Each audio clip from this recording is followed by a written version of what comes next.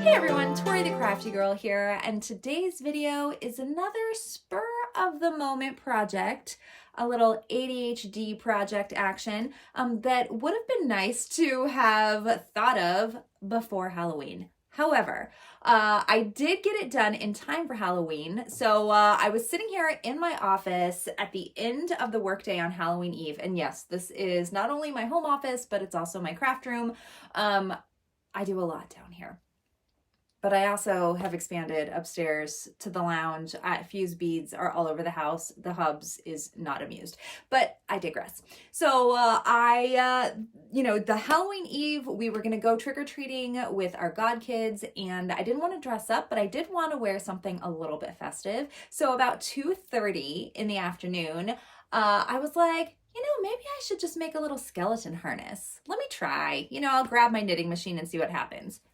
This is what happened. So I was really excited about this project. I did finish it in time. I got to wear it out with the kids, and it was a success. But it was such a success when I posted the picture online. I had so many of you reach out to me and ask for a tutorial. So of course, I'm gonna give it to you because thank you so much to all of you for being here. We just broke, we're at 21,865 folks in our community as of this moment here on YouTube. So a giant thank you to everybody who's been here for the long haul or just, coming into the fold. You're all welcome here. Everybody is welcome here. And you kind of never know what you're going to get because we're really reliant on my ADHD brain. So today's video is going to be a tutorial kind of. I'm going to show you how I created this. It's actually, it's a pretty simple project.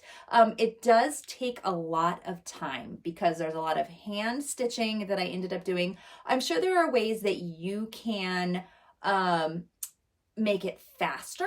Again, there's lots of ways that you can do this, but I'm going to show you a few different tips. And if you're brand new to circular knitting machine, because I know many of you are just finding my videos and you're starting out with the circular knitting machine, there are so many things you can do besides just tubes. This whole project I actually used on flat panel, or I used flat panel to do. I also did some increases here for the front and back pieces. So I'm going to show you how I did the increases. I'm also going to show you, I made a quick little screen download. It's not a download because you're going to see it on the screen, but you can take a screenshot of all of the row counts and everything because it does get a little bit complicated for, of course, I overcomplicated it, but I'm going to show that to you too, so you'll be able to take a screenshot of that here shortly. But I'm going to go into some detail on how I did the increases as well as other tips and tricks that I have to put this together. So without further ado, again, thank you all so much for being here. I appreciate every single one of you, and thank you for, loving the ideas that I come up with because it's all worth it. So without further ado, let's dive in to how I made the skeleton harness on the circular knitting machine. All right, so to make the front and back pieces, this is a really horrific drawing. I actually have a much better image, but to make the front and back pieces, we're just gonna do 45 rows and we're gonna do some increases. So let me show you what this is gonna look like or how to do the increases for your front and back pieces. The rest of the pieces are just gonna be strips that you can adjust as necessary. If you want to make them wider or skinnier, you can even use I-cord. But this is the process that's going to be probably the most complicated, especially if you're just starting out. So I am using an Addy 22, and I'm just using my white yarn. This is, what is this? This is Pound of Love from Lion Brand. It works just fine in the Addy. So what I'm going to do is I'm actually going to essentially be making panels. However, something you may not know is your machine doesn't have to be on panel setting to be able to make panels. You're just going back and forth like this on the machine instead of going all the way around. One thing I will point out, this is my first pin. Typically, this is where the row counter is. I don't want that anywhere near this project for this piece, not this project, but this piece specifically, because I want to be able to increase and make it wider without running into the counter because I don't need that resistance there. So what we're going to do, the pattern that I have, we're going to start with 3 pins. So I'm not even going to use waste yarn. I'm going to make this as simple as possible. So we're going to pop the yarn tail in the center. We're going to cast on like we normally do, and we're going to cast on to 3 pins. So we have 1, 2, 3. And then we're going to pop it into our yarn guide. Now with panels, if you haven't worked with them before, you need to make sure that you go all the way past the pin to make sure that it locks in place. So we're going to go, watch that, right there. We waited until that fell under that guide right there, so we know that that pin is locked in place. So that's our first row. Then we're going to come back. That's our second, that's 2. We're going to come back. That's 3. And we're going to come back one more time. And that's 4. So we just did 4 rows on 3 pins. 1, 2, 3. Now we're going to do an increase. So now we're going to get to 5 pins. So to do that, it's super simple. So this is row 5, and we're going to add a pin on this side. And then for row 6, we're going to come back, pop that down if it gets stuck, and add a pin on that side. So now we're at 6.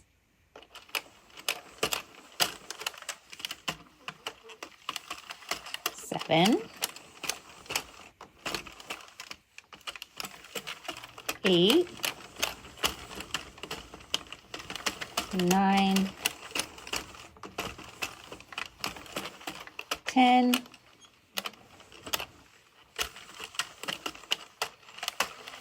11,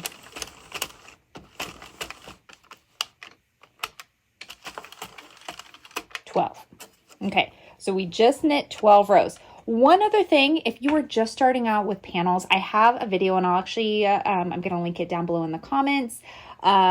It's a really popular video, and it's showing you some tips and tricks that I learned on how to do panels perfectly. I love panels now. I can do panels in my sleep, but it did not start that way. So if you're just starting out and you're struggling with panels, you are not alone, my friend. I promise. It's a struggle for almost everybody in the beginning. But I'll link that video below. So we're at row 12, so we're going to do another increase. So we're just going to increase by 1, so that's row 13. Increase, and that's row 14. 15.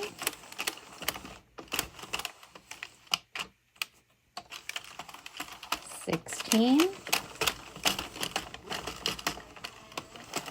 17.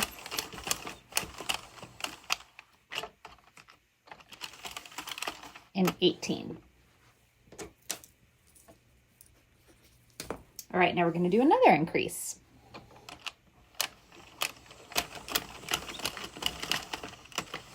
Okay, row 19. Increase again, row 20. 21.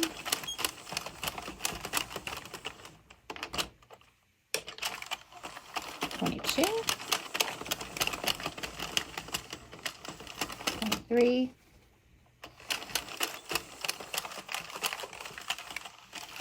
24, 25,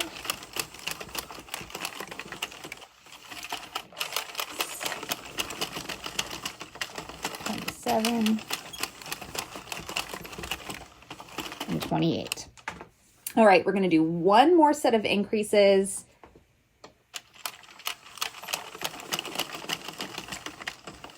Okay, that's row 29 with an increase. Row 30 with an increase.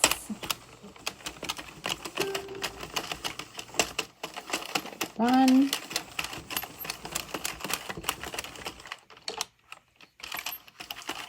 32. 33, 34,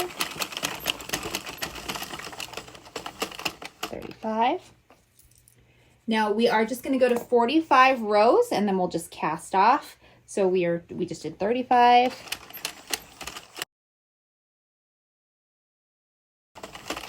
And 5. So that is 45 total rows. And to finish this off, we're going to leave a little bit of a tail so we can use it if we need to for stitching or for crocheting the top, which is what I'm going to do, which is what I did previously. So let's use waste yarn. So you can, so the first time I did this, I did use waste yarn. If you are not comfortable with waste yarn, you could just use your darning noodle. Wow, your darning needle. I just ate noodles for lunch. Okay, that's where that came from. And then you can pick all these up with your needle, but it's not going to have a clean finish. And because this is going to be so prominent on the body, because this is going to be the very top of the skeleton on the front and the top of the skeleton on the back, using waste yarn is probably going to be the best thing. We're still going to leave a bit of a tail so we can do a little bit of a crochet finish on the end, and I will show you how to do that. To use waste yarn to cast off, you're going to use a contrasting color. Okay, we're going to get it so that it is coming up here. And then we're just going to go through and we are going to just knit a few rows. And it's okay that this is falling off. This is not one of the needles. That was just where it was originally holding on to. I'm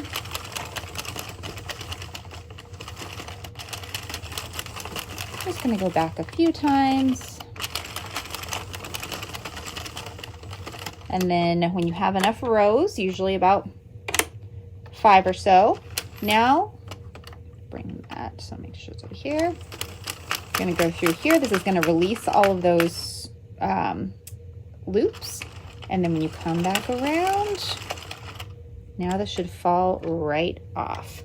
And so here's our front panel for our skeleton harness, and then we are going to crochet finish this top here so it looks really nice, and I'm going to show you how to do that next. For the bottom though, you'll see if you just give it a nice little tug, it makes a nice point down here, which is perfect, and that's piece number 1, and you are going to make 2 of these. So let me show you how to crochet finish that top portion. Now, whenever you're working on a knitting machine project and you need to crochet finish the top if you're using waste yarn, using that contrasting color makes it so much easier because you can see on here which loops you need to pick up. If the color is too similar in nature, it's still going to be confusing. This doesn't need to be complicated. What you are going to need to do is take that yarn tail. Okay, so we're going to take our yarn tail here.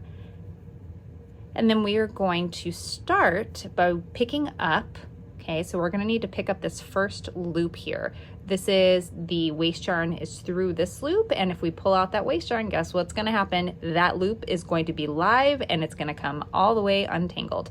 So what I like to do here, also I wanted to point out how the panel appears because that's always a question I get. How do the sides look? They're pretty secure. I didn't make this one as tight of tension as I normally would. And you can see that here, there's like 1 stitch, and this is usually with the increases. That's what happens. Sometimes I'll go through and I'll crochet finish the ends just to get it to have a nice clean finish. This is a skeleton harness. It doesn't need to be clean, right? You don't need your edges to be super clean because it gives it a little bit more of a unique look if you do it the other way. So the knot's coming out here. I'm gonna go through here. You don't have to. You could just go through here and pick it up. I just want this to be a little more secure. So I'm putting in my crochet hook and I'm pulling it through, making sure that that's there, and I did not go through this loop. So I'm gonna go through that loop, yarn over, and then I'm actually gonna pull through both on this first corner. Okay. Now we know our second loop we need to pick up, so we're going to take our crochet hook, yarn over. If you want this to be really tight, you could just do a slip stitch, but we're going to yarn over again and do single crochet just to give it a little stretch. Again, pick up the next loop, yarn over, and we're just doing single crochet down the row. And this is the same exact process you would use to crochet finish mini projects when it comes to knitting machines, but get creative, whatever works for you. And I don't normally crochet with my fingers right here. I've had people comment that I crochet really weirdly. And yeah, maybe I crochet a little odd, but for the camera, I definitely have to do my angles differently. So,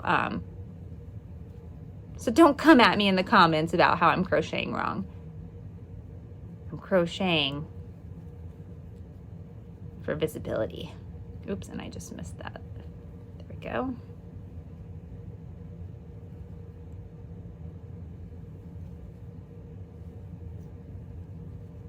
Okay, and when you get to the end, you definitely want to make sure you do not miss the last couple of loops.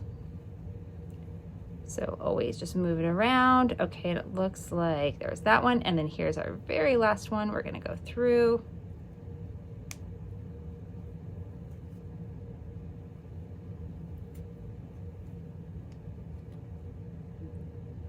There we go.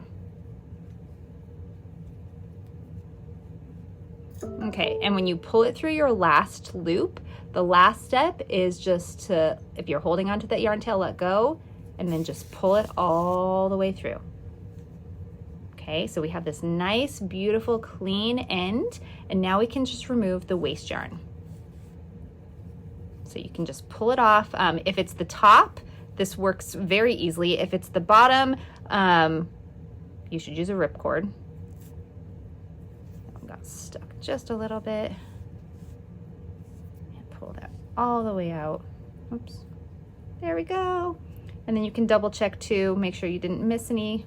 That loop is a little loose, but that's okay. And then here's what the front looks like. And then to finish this off, you could just take your needle, and what I'm gonna do, I'll show you just so that we're on the same page. Okay, so we're gonna take the needle. It really depends. I don't need this to be pretty, so I don't have to do anything fancy, but typically what I would do to get an invisible finish here is to go through. Am I going the right direction? Nope, I'm going the wrong direction. Normally I would go through the stitch on this side and then come back. So I would kind of pull that over there and come back here. In fact, I'm gonna do that. So now this is up here, and then I'm just gonna come back through to the wrong side. There we go. And if that bothers you, okay, and that's again because of the increase or because of the panel, you can always just take your stitches and tighten them up a little bit.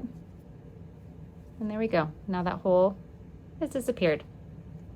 And then the last thing I'm gonna do, this is gonna be again on the inside, not a big deal. I'm actually gonna tie this in a knot.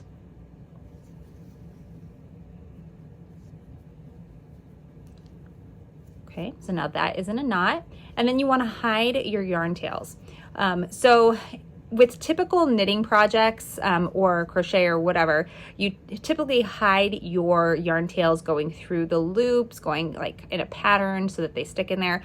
Because this project, this is on the inside, it's not really gonna matter. I've just been kind of hiding them along the top. It's a little bit easier. There's more yarn up here. And I'm just, again, this is the lazy girl's way of doing this. But I'm just going through these little loops here on the inside. Don't want to add too much bulk up here, and then don't pull too tightly. So I went one direction, and then I'm just gonna go back through it the other direction one time, and that is it. Now I can cut that tail off, and we have this nice clean finish at the top. Also, I would recommend steaming your pieces because then you'll get a flat finish, especially for this project because you want it to be flat. I actually didn't steam the first project that I did on this, the first sample, because I wanted to get the fit down, and I steamed it afterwards. So you can steam it afterwards, but it worked out really well for me, or it would be better to steam it now. So now it's time to make the rest of the pieces and continue putting it all together. Now, as promised at the beginning of the video, here are the row counts and measurements essentially of what we are going to be doing for the entire project. You can absolutely screenshot this and use this. If you do make this project, don't forget to credit the Crafty Girl. I typically charge for my patterns, but this is really a thank you to everybody for sticking around, giving me great feedback, liking, commenting, sharing the videos. This is my gift for you. So let me know if you have questions about this. Like I said, screenshot it and let's go into the rest of the project. All right, so we have this is our front piece here, and then we have the back piece. But let me give you a little tip on making the rest of it. It's a lot and it's gonna take some time. So let's come over here to our knitting machine.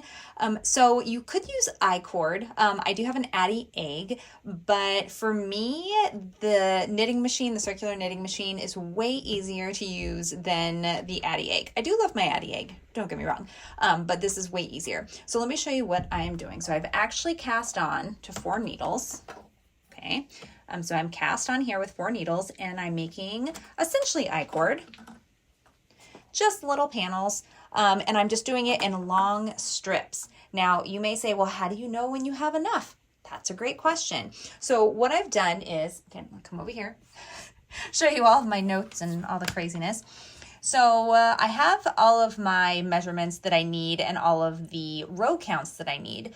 So what I'm doing is, this looks complicated, but I promise it's not. I figured out the total inches that I need over here on the right-hand side. And as I measure, I can mark those off that I've gone long enough. One tip here though, make sure that you are adding in a buffer, because if you're gonna be cutting this, which you are, right? That's how we're going to separate it. I'm not using a ripcord or anything. I'm literally just stitching long rows and we are going to cut it. And when you cut it, now you're going to have a bunch of live loops and thread. And so you do need to make sure as you pull out that piece of, not thread, that piece of yarn, you need to account for the shrinkage in the yarn. So what I've done is I'm just using little clothespins, and as I make my measurements, I am just clipping them here, so then I know where to cut. I have each of my strips, and then I'll go back and I'll cut them into fourths as I need to. So I'm going to show you how I'm going to do that here in a second, but I just wanted to stop midway through and just show you this tip for getting this done faster. The reason that I'm doing it this way and the reason I decided to do it this way is I posted a photo of me wearing my new harness this morning. Okay, it is Halloween day and I just finished it this morning. I posted it. My bestie texts me and says, hey, can you make me one for tonight? And my ADHD brain said, challenge accepted. So that's why I'm doing it this way, because it is a lot faster, more efficient, and I will get done on time. We only have a couple more hours, but we will get done on time. All right, so here we are on the scary part. Now I still have this strip connected to my machine because I'm not quite done, but I did want to start the process. So I have my pieces marked, and in fact, I'm going to measure one more time just to make sure that I don't ruin the whole thing. Find my measuring tape here. So for the first piece, I need 25 inches for the armholes. For the other pattern, or for the actual pattern that I did for the first one, I did adjust some of the rows. I did 5 pins versus 4. With this one, since I'm trying to do it so quickly, everything's going to be the same, but I do need the right measurement. So I'm just going to measure here. Give it a little bit of a tug. You don't want to give it too much of a tug, but definitely stretching it out as you go. Let's just make sure we have at least 50. And almost. So let me get this. And I do want to leave like 3/4 of an inch available so that I can cut it and have enough yarn tail. All right, so I marked it. Oh my goodness, look at that. I marked it perfectly. Okay, so then what we're gonna do, okay, this is what's scary. I am going to take my scissors, I know, scary town, and I'm just gonna cut it off. Look away, happy Halloween. Oh. All right, I'm putting this back over on my machine. Okay, now I do need to cut these into 2 different pieces because these are both 25 inches each. So we're gonna just fold it in half. Okay, again, fold it in half right here. And I'm gonna cut it again. Now it's not as scary as it seems. Anytime you cut work that you've done, it can be a little stressful. So let's just take this piece here because it's sitting here. So what we're gonna do, okay, we're gonna pull out just the loose little pieces. So those little pieces of yarn, okay, we're gonna pull those out. So you should end up with just one tail here. There we go. Oh, no, I have 2. Figure out what I'm doing. All right, so we're looking for our live loops. There we go. So we have 4 live loops right here. That's what we want. So I'm gonna actually pull that just a little bit. I want this tail to be a little bit longer. It makes it easier to navigate. I'm not gonna use this to stitch it together because I have enough on this side, but I do wanna have enough that I can actually hide it when I'm done. So you just put your darning needle through, and then you're gonna pick up all 4 of those live loops. 1, 2, 3, 4. Pull the yarn tail through, give it a tug. You can even tie it off, like in this case, it looks a little wonky, so you can just pull it back through and tie it off, and there you go. How much time did we just save? We didn't have to cast on and cast off a million times because this project has, let's see, let me tell you the exact count.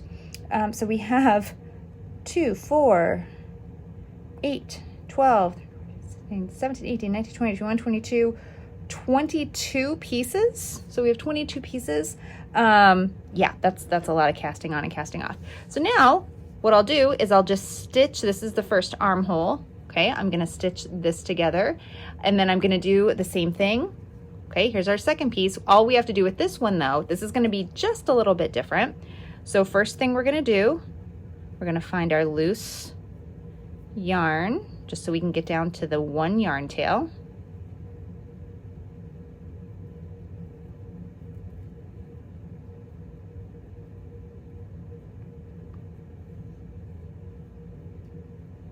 Where is it? There it is. Okay.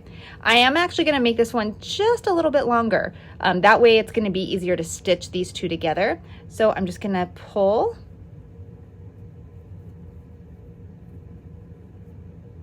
Where it makes sense. There we go.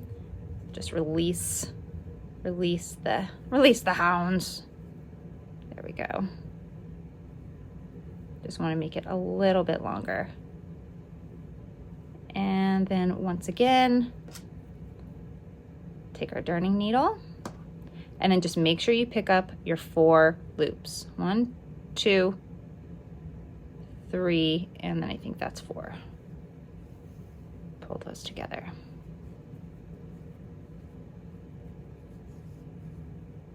Just like that.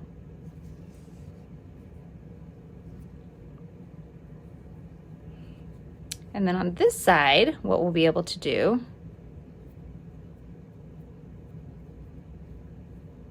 and sorry about the background noise. I noticed in one of my recent videos, there was just like this little humming noise. It's my heater because it's freezing. It's like, I think, I don't know what the temperature is, but it is very cold. We are definitely going to be cold for the next bit. So that heater is a little annoying to listen to. But better that than me being so cold. Okay, just trying to find where that loop is. There it is. All right, now this one, what we could do, we can pull out maybe just a couple there. We could take, this is already on, so we could just pick up those 4 loops, pull it through to connect it. Now, obviously, we're going to want to stitch these together, and you do want to make sure they're flat. So let me make sure I'm doing this correctly. Usually I stitch them on the mannequin. So see, they're going two different directions, so I don't actually like that. I'm not going to do that. But you could if it didn't matter. So we'll just pull that out, no big deal. We'll go through, loop, loop, loop, loop, and pull it through. All right, so again, what I'll do is I'll stitch these two together. I'll do the same on the other, and then I'll continue the process as I go down the strips and just cut them as necessary. Now, after you have all of your pieces, you're ready to stitch it together. I just used a darning needle and I left my yarn tails a little bit longer so that I could just stitch them to the side. I didn't really plan out a pattern. I just kind of eyeballed it, and whatever looked great on the mannequin is what I went with. There are 6 essentially 6 strips on the front, 6 on the back. It's mirrored.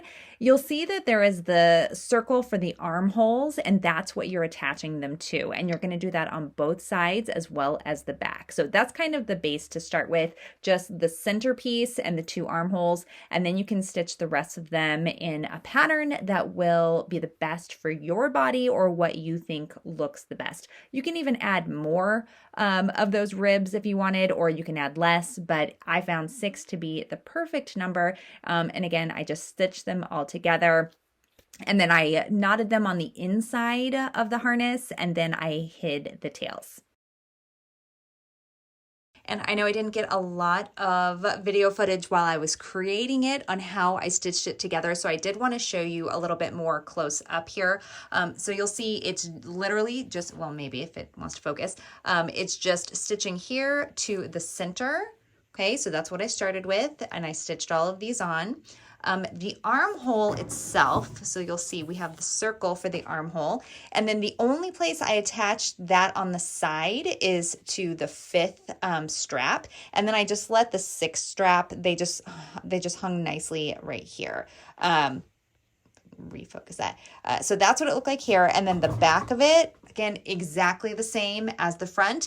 Now, this is the first sample I made, and I ended up doing something a little bit differently because I wanted to differentiate between the front and the back, and I didn't want to put a label or anything on here. So what I did is this number 4, okay, so the rib number 4, what I ended up doing is actually making it in the back a full strip. Okay, and then just stitched it on like that. It also added a little bit of stability. So that is something else you can do if you didn't want to have to line all these up. Am I missing? 1, 2, 3. Nope, it's just a little awkward. So my stitches are off. I did wear this. I did wear this last night and I steamed it and it all stretched out. So anyway, that is how I attached all of this together. That's what took the longest, was the stitches, just getting everything to look right and then hiding all of the yarn tails. So that is how I came up with and made the skeleton harness. Again, play with it. See what you come up with. If you have any questions, do not hesitate to comment below, ask away. I am very responsive to questions. But hopefully I was able to provide you some tips and tricks to make this a little bit easier, even beginner friendly. And don't forget to like and subscribe, for you never know what you're gonna get on this channel, but it will be crafty related. So that's it, everybody. Until next time, see ya!